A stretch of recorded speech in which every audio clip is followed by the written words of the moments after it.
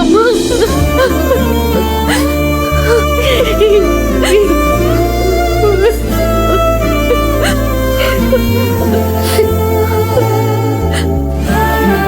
மகா, உனக்கு இவ்வளவு பெரிய கஷ்டமாடி அந்த கடவுளுக்கு கொஞ்சம் கூட ஈவே இருக்கமே இல்லையா? அக்கா, போலீஸ் ஸ்டேஷன்ல உன்னை எதுவும் அடிச்சாங்களாக்கா? அப்படிலாம் ஒண்ணும் இல்லடி.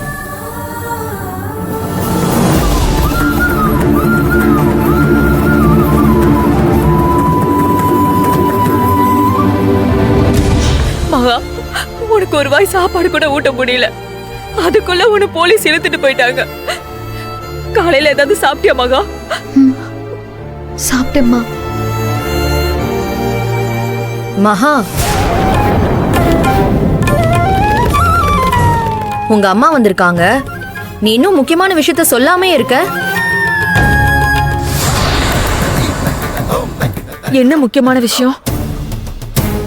எந்த கார்மெண்ட்ஸ் கம்பெனிக்காரன் உங்க பொண்ண போலீஸ் ஸ்டேஷன்ல உட்கார வச்சானோ அதே கார்மெண்ட்ஸ 50 லட்சம் ரூபாய் பணம் கொடுத்து விலைக்கு வாங்கி மகாவே நடத்த சொல்லிட்டு இருக்காங்க. என்ன மகா சொல்றாங்க? 50 லட்சம் கொடுத்து கம்பெனிய வாங்குறதா? அவ்வளவு பணத்துக்கு எங்க போறது? சம்பந்தி அம்மா, என் பொண்ணு வெண்ணில இருக்காத, நேத்து பூரா மகா கிட்ட அந்த கம்பெனியை வாங்காத, கடன் ஆயிடுவேன்னு பயமுறுத்தி பார்த்தா. மகா அவ பேச்சே கேட்கல. அதனாலதான் உங்க மூலமா பயமுறுத்தலான்னு நினைக்கிறான். ஆமாப்பா, அப்படிதான் நினைக்கிறேன். நம்ம கிட்ட அளவுக்கு அதிகமா பணம் இருந்தா முதலாளி சொல்லிட்டாருன்னு முதலீடு பண்ணலாம். நாமளே மாச சம்பளக்காரங்க.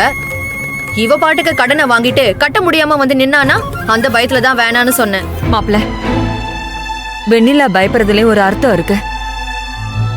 ஓனருக்கு மகா திறமை மேல நம்பிக்கை இருக்கலாம். மகாவாலதான் அந்த கம்பெனி பெருசா வளர்ந்திருக்கு, அது எனக்கும் தெரியும். ஆனா மகா இருக்கிறப்பதான் இந்த கஷ்டமும் வந்திருக்கு. அத சொல்லுங்க. அத முதலாளியாலேயே தாங்கிக்க முடியலனா அந்த மாதிரி கஷ்டம் நமக்கு வந்தா என்ன ஆகும்? 50 லட்சம் ரூபாய்க்கு நம்ம எங்க போறது? கடனா வாங்கி வட்டி கட்ட முடியாம போயிடுச்சுன்னா? இப்பதான் உங்க பொண்ணோட அம்மாவா பாயிண்டா பேசுறீங்க. அசலும் வட்டியும் கட்ட முடியலனா போலீஸ் ஸ்டேஷன்ல இல்ல, ஜெயில தூக்கி கொண்டு போய் வச்சிருவாங்க. உங்க பொண்ணுக்கு புரியற மாதிரி நல்லா உரைக்கிற மாதிரி சொல்லுங்க. ஆமா மகா, வேலைக்கு போய் கால் காசு சம்பாதிச்சாலும் நாம நிம்மதியா இருக்கோம். இப்ப நீ தனி ஆள் இல்ல, இந்த வீட்டோட மருமக. உனக்கு நிறைய பொறுப்புகள் இருக்கு. வேலை பாக்குறப்பவே கம்பெனியே கதின்னு கிடப்ப. சொந்தமா ஆரம்பிச்சிட்டதுக்கு அப்புறம் நீ வீட்டு பக்கமே வரமாட்ட. குடும்பம், குழந்தை, குட்டின்னு இன்னும் எவ்வளவோ உனக்கு இருக்கு.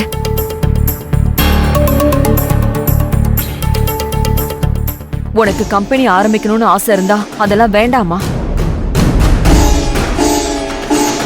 ஓனர் கண்ணு முழிச்சிட்டாருங்கிறது நல்ல விஷயம். அவரால கம்பெனியை நடத்த முடியலன்னா வித்துட்டு கூட போகட்டும். சொன்னா புரிஞ்சுக்க மகா. அத்தை, மகா ஒண்ணு சின்ன குழந்தை கிடையாது அத்தை. குருட்டுத்தனமா இந்த முடிவு எடுக்கிறதுக்கு. இப்ப நம்ம எல்லாரும் பேசிட்டு இருக்கிறத அவ கேட்டுட்டு தானே இருக்கா. எல்லாரோட அபிப்பிராயமும் அவளுக்கு புரிஞ்சிருக்கும்ல. இப்ப அவளை யோசிச்சு ஒரு முடிவு எடுக்கட்டும்.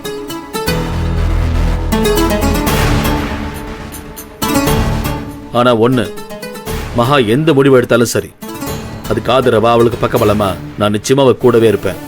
ஏன்னா மகாவோட ஓனரை விட மகாவோட திறமை மேல எனக்கு நம்பிக்கை இருக்கு. ஏன்னா அந்த ஒரு வாரம் ஆபீஸ்ல வேலை செய்யும் போது கூடவே இருந்து அவளோட திறமையை நேரில் பார்த்தவன் நானு. அது மட்டும் இல்ல, மகா எந்த ஒரு முடிவு எடுத்தாலும் சரி அதை நல்லா யோசிச்சு நிதானமா 1000 கால்குலேஷன் அதுல இருக்கும். அதனால நீங்க எந்த கவலையும் படாதீங்க.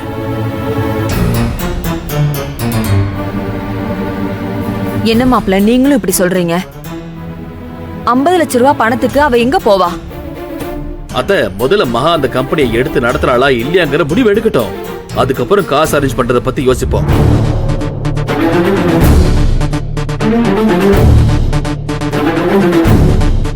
ஐயோ.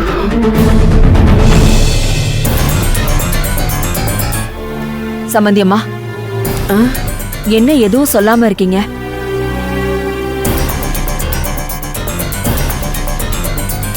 எனக்கும் பயம்தான் சம்பந்தியம்மா. கடனை வாங்கிட்டு எந்த பிரச்சனையிலையும் நாம மாட்டிக்க கூடாதுல்ல.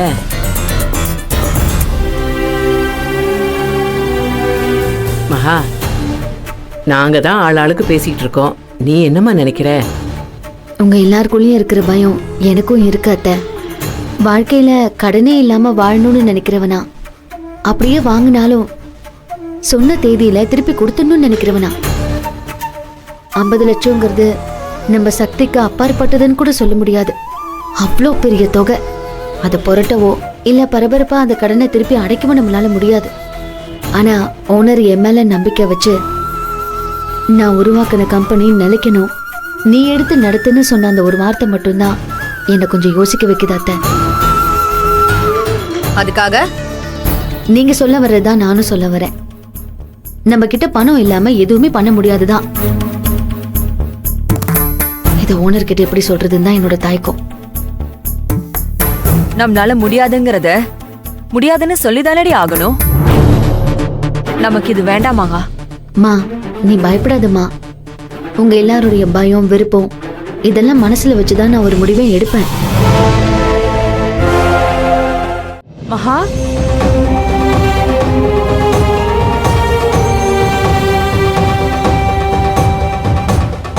விஜி,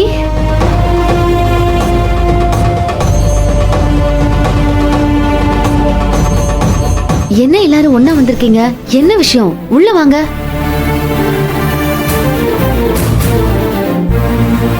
உள்ள வாங்க, வாங்க. இல்ல மகா, இத்தனை பேர் வந்தா உள்ள நிக்க கொஞ்சம் இடம் இருக்காது. அதுக்காக இப்படி வெளியவே நிக்கணுமா என்ன? உள்ள வாங்க, டீ குடிச்சிட்டே பேசலாம். வாங்க. அடுத்த வீட்டு நெய்யே என் பொண்டாட்டி கையே நானா? மகா ஒரு நிமிஷம். என்ன? மகா, நாங்க உன்னை பார்க்க தான் வந்திருக்கோம். என்னன்னு கேட்க மாட்டியா? சொல்லு. நான் ஹாஸ்பிட்டல் இருக்கேன்னு தெரிஞ்சு இவங்க எல்லாரும் என்னை பார்க்க வந்தாங்க. மறுபடியும் எப்போ கம்பெனி திறப்பாங்கன்னு கேட்டாங்க. ஓனர் உன்கிட்ட பேங்க் லோன் எப்படியாச்சும் கட்டிட்டு உன்னை கம்பெனி எடுத்து நடத்த சொன்னார்ல, அந்த விஷயத்த நான் அவங்க கிட்ட சொன்னேன். இன்னொரு பக்கம் அஸ்வின் நம்ம கம்பெனிய ஒரு பில்டர் கிட்ட விற்க ஏற்பாடு பண்ணிருக்கான். அப்படி ஒரு பில்டர் வாங்கிட்டா அங்க நம்ம கார்மெண்ட்ஸோட பில்டிங்கே இருக்காது, இடிச்சு தரமட்டமாக்கிடுவாங்கங்கிற விஷயத்தையும் அவங்க கிட்ட சொன்னேன். அவ்வளவுதான், எல்லாரும் ரொம்ப அப்செட் ஆயிட்டாங்க. உடனே உன்னை வந்து பார்க்கணும்னு சொன்னாங்க. அதனாலதான் எல்லாரையும் கூட்டிட்டு வந்துட்டேன்.